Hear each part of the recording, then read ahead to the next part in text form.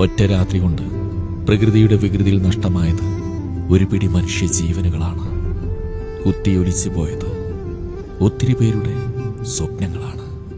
ഇന്ന് നേരം പുലർന്നാൽ ചെയ്തു തീർക്കാനുള്ള ജോലികളെക്കുറിച്ച് ഓർത്ത് സമാധാനത്തോടെ കിടന്നുറങ്ങിയവർ. പക്ഷേ പലരും ഇന്ന് കണ്ണു തുറന്നില്ല.